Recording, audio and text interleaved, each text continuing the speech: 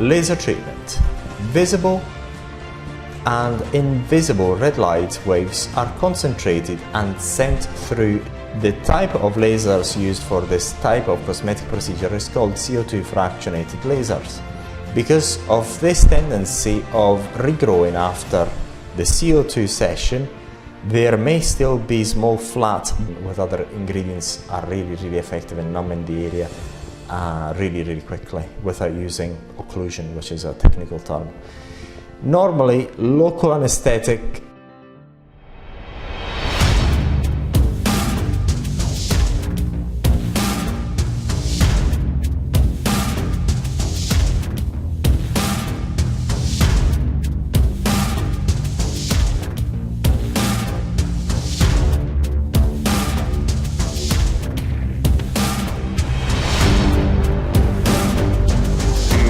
This is a readout of the page Syringoma and laser.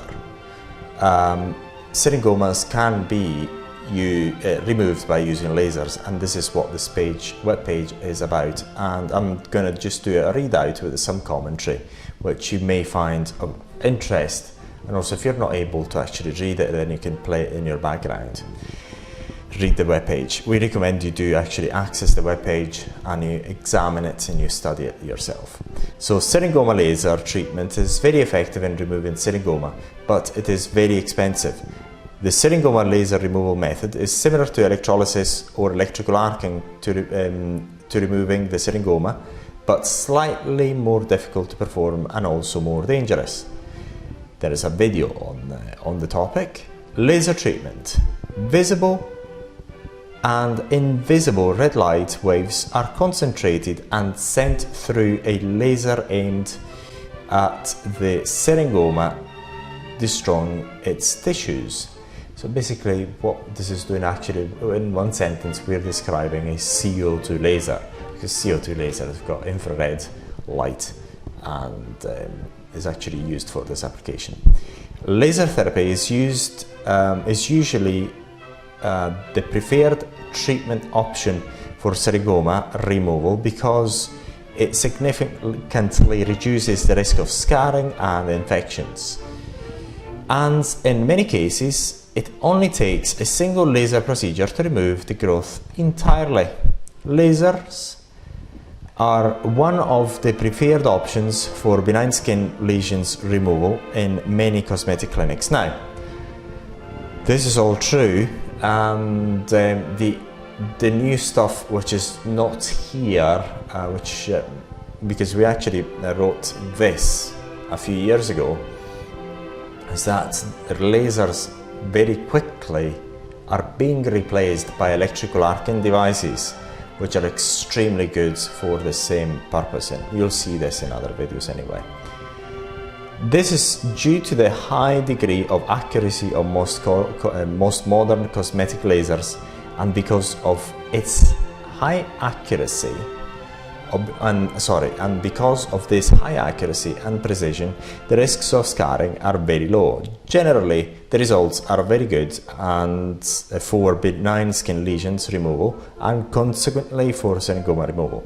So basically, what we're saying here is that because aesthetic lasers, cosmetic lasers, especially when we say this, the best laser for this is CO2 lasers. Have been used for several years to remove lots of lesions on your face, on your body, lesions removed for aesthetic purposes and not. And for this reason, also syringoma have been removed with lasers, CO2 lasers, and specifically. However, nowadays, as I just mentioned before, due to the lower cost of electrical arcing devices and the fact that their training is much easier to get than with lasers, and the fact that they're much lower cost than lasers, makes arcing devices easily accessible by cosmetic clinics now. More and more people in cosmetic clinics are using electrical arcing devices, which actually achieve the same accuracy and the same results than lasers, but at a fraction of the cost. Lasers for syringoma removal. Welcome to the state-of-the-art technology for cosmetic treatments. Lasers are often associated to with high technology and safety in cosmetic treatments. Now, the reason is because there's a number of reasons. Basically, lasers have been regulated over a number of years, especially during later years, have been heavily regulated. Therefore, you associate lasers with safety because of the high regulation, and also high regulation means high costs. So if somebody wants to remove your syringoma by using lasers, make sure that, well, you're going to be billed much more than you would have otherwise actually been billed, because of it is actually one of the most expensive ways to remove your syringoma using lasers. So I'll just repeat, lasers are often associated with high technology and safety in cosmetic treatments for mole and benign skin lesions removal in general. The perception is not mistakenly placed. Lasers are very effective in removing little moles and birthmarks with a high degree of accuracy. This means that if used properly, laser syringoma removal can have excellent results in one session only. And this is very, very true if you actually know how to do it. The type of lasers used for this type of cosmetic procedure is called CO2 fractionated laser. If used for common eruptive syringoma, usually one ablative session per syringoma will suffice to remove these benign skin lesions using the CO2 laser. Now, the other side note here is that if you've got eruptive syringoma, your syringoma are going to be throughout all your body, so it's going to take a bit of time in order to make it happen. On the other hand, when treating perorbital syringoma, it is usually recommended a minimum of 2 courses of cosmetic treatments. This is the reason for using 2 is because, well, first of all, this was actually written a number of years ago when we didn't have as much experience, but now we know that it is possible to actually do it within one session, even around your eyes. First ablation of the small benign lesions with the use of the CO2 laser. The client usually requires 2 to 3 weeks to recover from the treatment. After the recovery, the client can undergo a deep peel at the clinic of the area treated by the CO2 laser, or be prescribed a course of daily peels to smooth the area where the treatment was carried out. This is basically what we're saying here is basically you do a CO2 laser session and then you do peels. The reason for it is because we actually, at the time, we read a paper where they actually, in this paper, which is still published on the internet, it states that CO2 laser with a course of Cosmetic Peels TCA is extremely good in removing syringoma and just keep syringoma at bay, because one of the things that is actually now common knowledge now, it wasn't before, is that when you level off the syringoma with the surrounding skin, this is not enough in order to remove syringoma, and they're going to be back. So what they've done in this study, because people were scratching their heads about syringoma because there wasn't much information out there, they were actually leveling off the syringoma, and then the syringoma came back soon after healing. So in order to actually suppress the syringoma, they prescribed TCA peels after the laser procedure. And in this research paper that we found at the time, is still there on the internet. This is the procedure described, so this is why we put it there. But nowadays we know that the best way to remove syringoma and minimize the risk of recurrence is by just going much deeper into the skin, as you would actually do with other moles, which is to say just leveling them off. So if you go deeper, the likelihood of recurrence is not 0, but is still there, but you shouldn't get as high of recurrence as usually happens when you actually try to remove them within one session just by leveling off the syringoma with the surrounding skin. If you've actually watched the section where we talk about the anatomy of syringoma, you'll actually see that syringoma is actually residing also inside the dermis, is actually pushing down the dermis a bit. So in order to remove them really well, you've got to actually go and burn them down a bit more than just leveling them off with the surrounding skin. So that is the reason for it. Therefore, the first line of cosmetic treatment is usually to destroy this sweat duct tumors by using the CO2 laser. A topical anesthetic is usually required to be applied on the area to be treated with the laser for maximum comfort for the client. However, these unsightly benign skin lesions don't go away without a fight. Sometimes they are quite difficult to eradicate in just one session because they tend to regrow quite quickly. Because of this tendency of regrowing after the CO2 session, there may still be small flat bumps which can be leveled off with the cosmetic peels. So this is exactly what I was actually mentioning before. The cosmetic peels that can be used can either be for home use, glycolic acid at 10 to 20% concentration, or mandelic acid 20 to 30%. The reason is, basically, mandelic acid is much milder than glycolic, so we've got to use a higher percentages than glycolic acid. If the cosmetic practitioner prefers 1 or 2 sessions with high concentrated peel, can be applied as appropriate on the patches where the syringoma are still slightly raised. Now, what we're saying here is that you can either do these peels at home after the laser treatment or whatever treatment with arcing devices, for example. And if you do at home, you've got to use milder peels and you just use it on your face and just try to keep them at bay that way.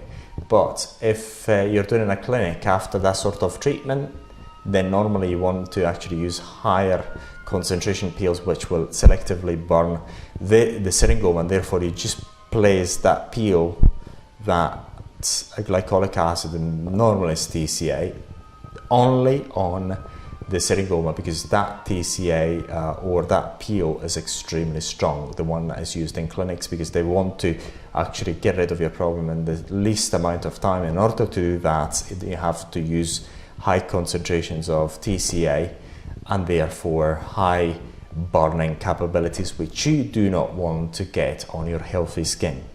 So when I say healthy skin, your normal skin, because it's not as if syringoma is making your skin unhealthy. It just looks a bit not pretty. So numbing creams and anesthetics.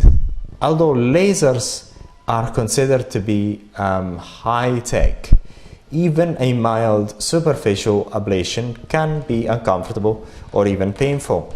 Even with the use of lasers, it is always advisable to numb the area before the treatment. In cosmetic or beauty clinics, the preferred option are topical anesthetics containing 5% emulsion preparation containing 2.5% lidocaine, prilocaine, respectively. Numbing creams like EMLA. These preparations are usually available without prescription from the local chemist. This type of topical anesthetics are normally used also by tattoo artists to numb the area before tattooing.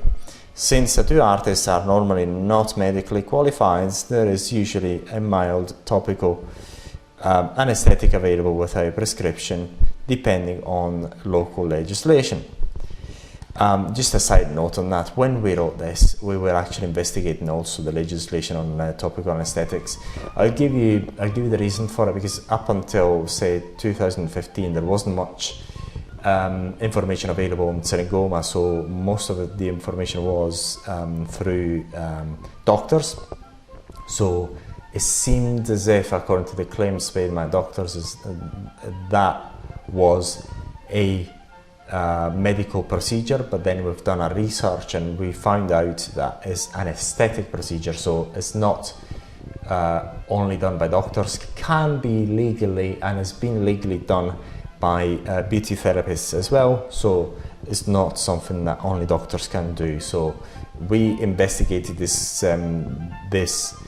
legal aspects of aesthetic treatments by using numbing creams quite in depth. So we found at the time that, hang on a second, tattoo artists still use numbing creams, so it's not as if you use a numbing product that the treatment is medical. So this is quite important, because there's been a fight. Doctors haven't actually given up on the fight in order to keep their market to themselves, especially for this sort of problems, because now, especially due to the internet, all this information is dumped down to the public, so people get more and more information. So doctors are finding more and more difficult to charge a high price in order to remove these simple lesions.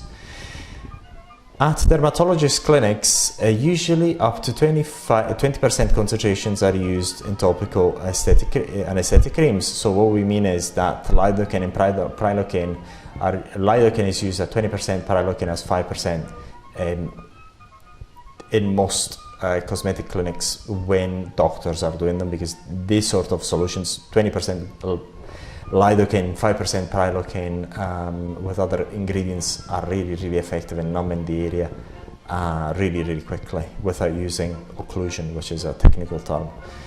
Normally, local anesthetic injections are not required for the simple procedure. However, some doctors accustomed to administering injectable lidocaine can opt for local anesthetic, and this has actually happened in South Africa when I've done a syringoma removal myself on a gentleman, which is actually on this website. We filmed it and published it. They actually used injectable lidocaine in order to numb the area before I treated it. The advantage of local anesthetic is the fact that the area will be numb within a few minutes following the injection. Aftercare. The aftercare is similar, is minimal after this type of procedure, although the risks of infections are very low after a superficial cosmetic procedure. It is advisable to instruct the client to apply the appropriate antiseptic cream twice a day. This will drastically reduce any further risks of mild infections. In order to reduce the risks of hyperpigmentation, sunscreen must be worn daily for at least 3 months after the last treatment. And this is true, especially the hyperpigmentation is a problem all the time after the use of lasers or any other, most other treatments in order to remove your syringoma. Sunscreen has got to be worn after the area has healed completely, there's no any scabs left, and during the scabbing process, just stay at home, avoid direct or even indirect sun exposure. So this is almost all. Is syringoma removal using lasers painful? In general, a laser treatment is not painful or causes very little pain, that it is manageable for most people. However, some treatment that do involve more pain, such as Fraxel lasers, or for individuals who have a lower pain threshold. Topical anesthetics can be applied prior to the procedure to reduce or eliminate discomfort. Side effects of laser treatment. This is quite interesting. Pain. Most people feel very little pain during the treatment due to the measures discussed above. As you say, you use topical anesthetics, it's very difficult to get too much pain. Rarely there is a mild discomfort for the first day after, over the first day after surgery. Surgery is no surgery, is the removal. But Tylenol is very effective for it. Redness. A pink color may persist for 2 weeks to 2 months after laser treatment. In rare instances, it may last 3 to 6 months. This is more common in people who have a history of flushing and blushing easily, or who already have dilated vessels on the surface of the skin. Wound healing. The CO2 laser causes a superficial wound to the skin that takes approximately 2 to 10 days to heal. The superficial injury of the outer layers of the skin may result in mild moderate swelling. Crusting is rare, but peeling is common. Once the surface is treated, it may be sensitive to the sun for approximately 4 to 6 weeks. Pigment changes. The treated area may heal with increased or decreased pigmentation. This is rare and occurs most often in darker skin types 2 to 6 weeks after treatment. Hyperpigmentation usually fades in 3 to 6 months, though rarely pigment changes can be permanent. Now, hyperpigmentation is a problem that, if it's not tackled, is going to stay there. But if you tackle it with certain products, then it can actually be removed. So it's not a big deal.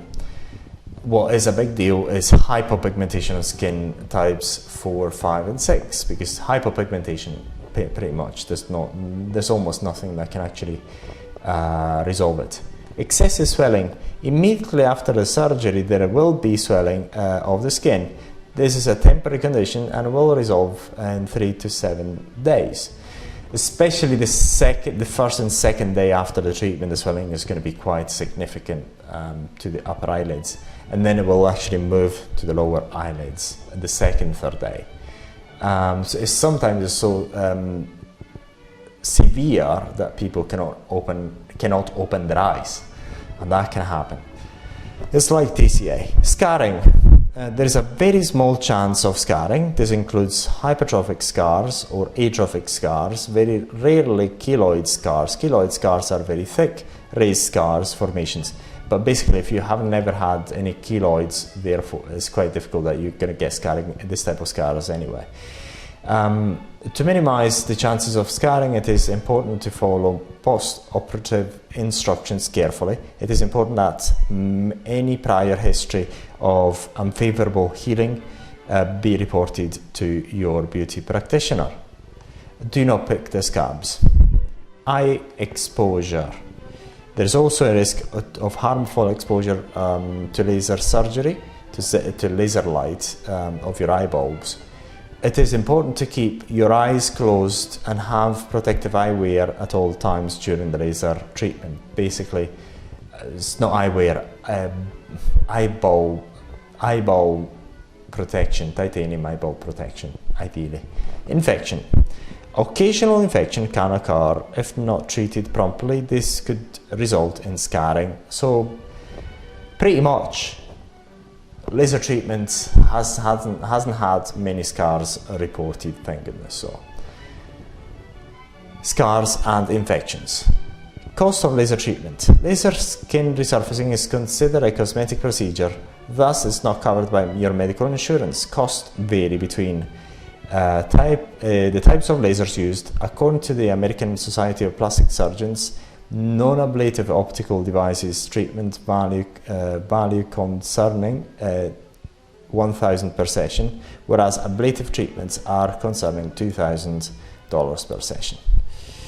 And that's pretty much it for this article. So laser treatments are not the cheapest at all, and we advise you to actually seek other type of treatments, which we actually talk about on syringomaremoval.com. So thank you very much for watching.